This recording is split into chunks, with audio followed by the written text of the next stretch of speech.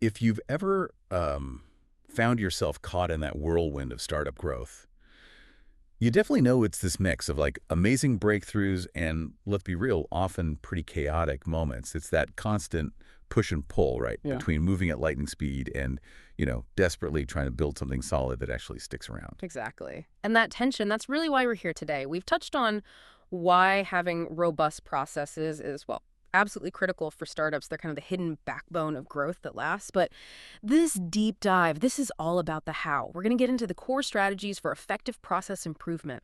We're pulling insights straight from Emmanuel Beccari's fantastic book, Startup Process Improvement Mole 1-1, Turning Chaos into Cash, focusing particularly on the fundamentals he lays out in Chapter 5. Our goal really is to help you sidestep the common traps and find practical, iterative ways to genuinely boost speed and quality without, adding all that stiffness people hate. Okay, yeah, let's unpack this. Because, like, Bakori learned this the hard way with his own startup, Aqua House. Innovation without that foundational process. Whoosh! Recipe for collapse.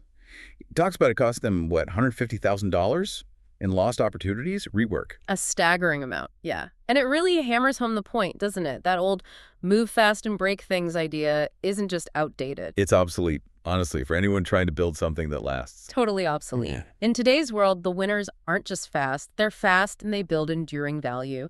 That old mantra, it just leads straight to these significant, often hidden costs that can absolutely cripple a promising startup. And it's wild how those costs aren't just like immediate hits, they cascade, right? What seems like a harmless shortcut, maybe skipping a step in onboarding, or someone just forgets to log some data. Boom. Yeah. Immediate stuff like errors, rework, delays. I bet you felt that frustration doing the same thing 3 times because the first 2 were messed up due to a missing step somewhere. Oh, absolutely. And those immediate things, they don't stay small. Let's imagine this founder, maybe call her Alex, running Swift Ship Logistics, a fast-growing delivery startup.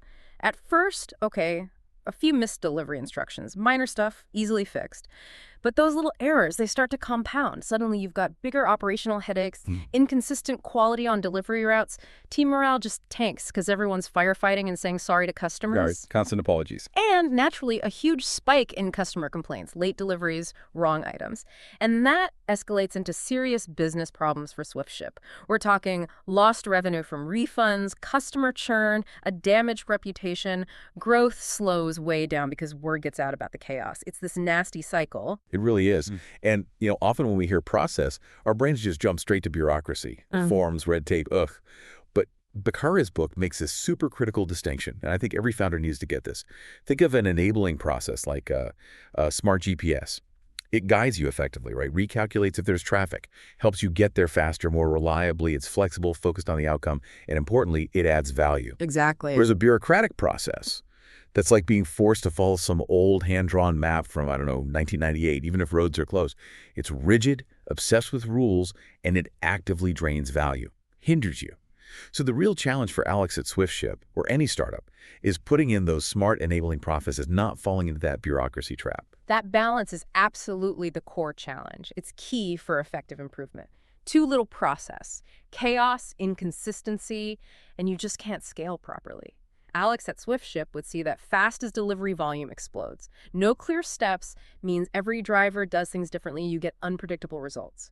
But swing too far the other way, you create that stifling bureaucracy, that rigidity, and you actually kill the innovation that made you a startup in the first place. It's a real tightrope walk. And that optimal point, it's always shifting. It is. And the book has this process agility balance framework that shows it really well. It's not some fixed point you just find and stick to. It really depends on your specific situation, right? Your startup stage, just launching or scaling like SwiftShip. Market volatility. How complex are the actual tasks? Any regulations you got to meet? What works for, say, a heavily regulated fintech is going to be totally different from an early stage consumer app. Which leads right to the crucial question. How do you even know if your startup is under-processed too chaotic or maybe over-processed too rigid? There are pretty clear warning signs for both. For underprocessing, look for inconsistent results, same inputs but different outputs. Like SwiftShip gets the same order details but one driver nails it, another gets lost. Constant firefighting, always putting out fires that honestly, were preventable. Teams reinventing the wheel, solving the same problems over and over because nobody wrote down the solution. Key person dependencies where work just stops if one specific person isn't around, like only Alex knows how to handle the tricky customer complaints. And difficulty scaling. Growth just creates these disproportionate operational headaches, like SwiftShip's profits getting eaten up by endless redeliveries. Oh, man. That's so relatable if you've been in that fast growth pressure cooker. I remember this B2B software company, Cloud Secure. They started with hardly any processes, genuinely thinking it kept them agile. But when they hit like 50 employees, bam, all those under-processing signs hit hard. Onboarding was all over the place. Security setups, varied client, critical knowledge, stuck with just a few senior engineers. But then they put in some targeted, simple processes for things like customer onboarding, just a standard checklist for client data, a defined handoff between sales and engineering. Simple stuff. And they cut onboarding time by 40%. It really shows how process can actually enable agility and efficiency, not just stifle it, gave them that repeatable foundation. It's a fantastic example. Structure can free you up. It doesn't have to tie you down. Now, flip side, over-processing. It has its own warning signs, too. You'll see slow decision-making. Simple tasks needing multiple sign-offs. Imagine Alex needing 3 signatures just to get new tires for a delivery van. Ridiculous. Often there's resistance to change because the processes become these rigid, sacred cows. The focus shifts, right? It becomes about meticulously following the rules, not achieving the actual outcome. Leads to excessive documentation nobody reads. And maybe the most critical, a lack of innovation. Processes just inhibit trying new things, experimenting. Makes it really hard for SwiftShip to test new delivery routes or pricing without mountains of paperwork first. Okay, so this is where it gets really interesting. We've spotted the signs, but the big question for every founder listening is like, okay, where do I even start? Yeah. What practical steps does Bakari actually suggest we do? Right, and that's where this mindset shift comes in. Pragmatism over perfection and starting small. The real insight here, especially for startups, is that perfect is so often the enemy of done. It's not about being sloppy, no. It's understanding that any process, even a slightly messy one, is better than chaos. Why? Because it creates a learning loop. You just can't get that feedback otherwise. So the best process isn't perfect day one. It's one that gets better every single day through iteration. Take payment flow, that fintech example. They launched merchant onboarding with a dead simple 3-step process. Took them 48 hours to implement. Wasn't perfect, wasn't exhaustive, but it let them start onboarding customers immediately. Then, systematically each week, they identified one small improvement based on actual data, user feedback, maybe clarifying one form field, adding an automated reminder email, tiny things. Within 3 months, onboarding time dropped from 14 days down to 5, all without some massive, costly redesign, just embracing those incremental gains. That's such a powerful example of continuous improvement in action. And it leads right into this idea of the minimum viable process, the MVP.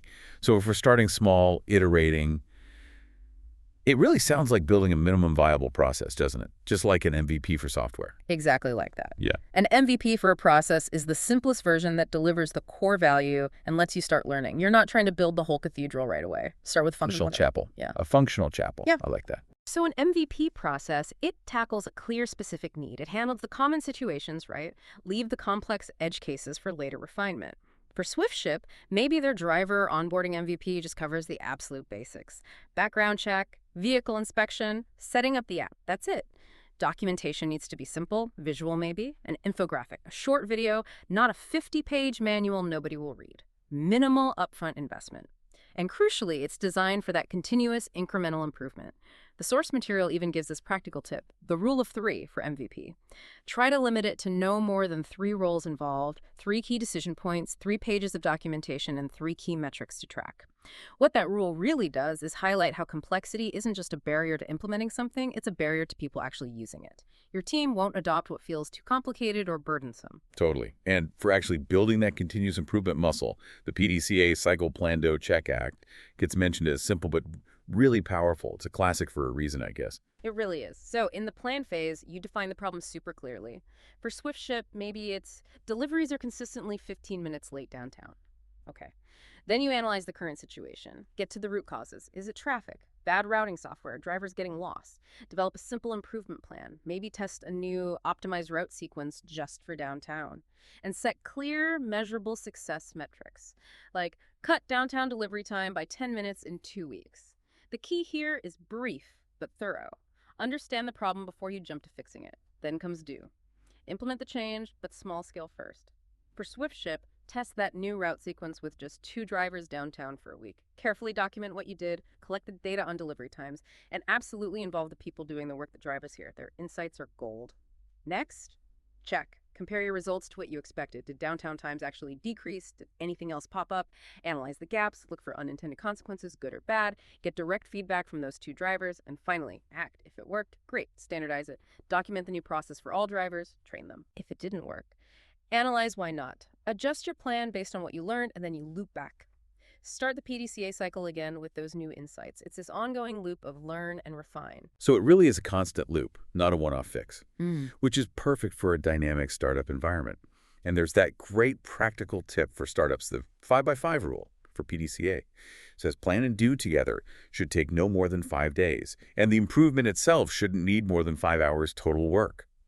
That forces you to focus on small, manageable changes you can implement and check quickly. Hill's analysis paralysis right there. It makes it feel doable, even when you're swamped. Exactly. It really leans into that pragmatism we discussed.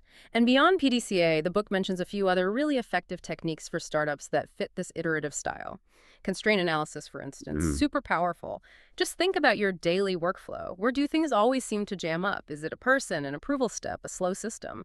Finding that single biggest bottleneck and throwing your energy there can have this huge ripple effect because you're freeing up the whole system downstream. It's like finding the slowest runner on a relay team. Right. Focus on that one person, not everyone. Precisely.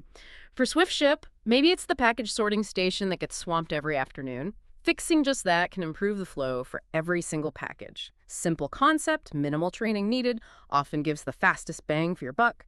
Then you've got value stream optimization. This is all about maximizing the activities that actually add value for the customer and cutting out the stuff that doesn't. You map out every single step from the customer's perspective, first contact to final delivery, and then you ruthlessly ask, does this step add value to the customer? If not, it's waste. Eliminate it, reduce it. Remember, Tech Connect Solutions, they mapped their support journey and found, get this, 64% of their activities were non-value adding from the customer's view. Stuff like internal handoffs, re-entering data, waiting for approvals. 64%. Wow. That's a massive opportunity. Huge opportunity to streamline and just deliver a better, faster experience. And finally, standard work development. This is perfect for repetitive tasks or things where quality is absolutely critical. It's not about rigid rules for everything, but for those specific tasks where consistency really, really matters. For SwiftShip, maybe it's the pre-trip vehicle inspection checklist or the exact steps for handing over a high-value package securely. It just ensures everyone does it the same way every time, reduces errors, ensures quality. Yeah, it's clear these aren't just abstract theories. They're built for action, built for the startup reality. And a few key implementation principles really jump out.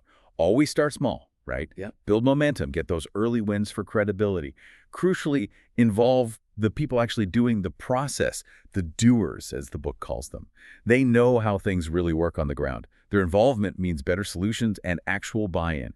You're never going to get that SwiftShip driver to follow a new route if they had zero say.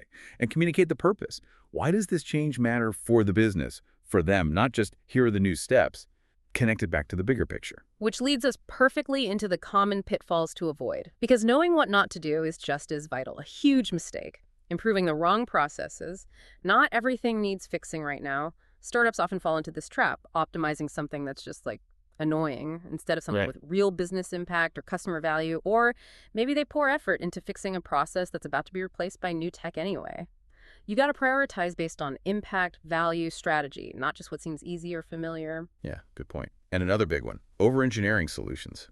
Classic startup trap, right?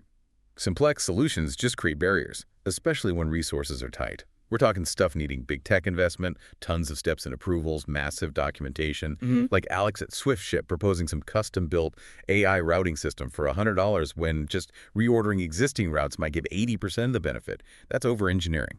Or if the fix is going to take more than, say, 30 days to implement, probably too complex for a fast-moving startup. Simplicity is your friend. Totally. And the source material gives this brilliant practical tip to help avoid both those traps. Before you start any process improvement effort, ask 3 simple questions. 1, what specific business or customer outcome improves if we succeed? Faster delivery. Higher satisfaction, lower costs. Be specific. 2, how will we measure this improvement? What are the concrete metrics? And 3, what is the minimum change needed to get a meaningful improvement in that outcome?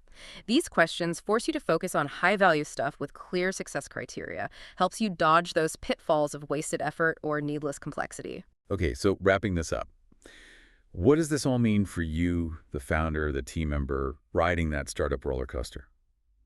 The real edge today isn't just speed, it's building things that last.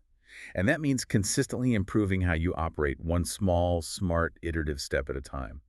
It's about building that foundation for lasting success, something that can actually handle the chaos that growth inevitably brings. And if you're sitting there thinking, okay, but where do I even start? Here's your actionable takeaway from this deep dive. Pick one thing, one minor inefficiency in your startup today. Don't overthink it. Don't try to boil the ocean. Maybe it's that slightly clunky internal request form. Maybe it's the messy way meeting notes get saved, whatever. Apply that simplest solution first mindset. Focus on a quick, impactful change. That first small win, that tiny bit of chaos you turn into order, that builds momentum, that builds confidence for the next step. So the question for you is, what one small process improvement implemented this week could start transforming a piece of your chaos into lasting success? Go make that change.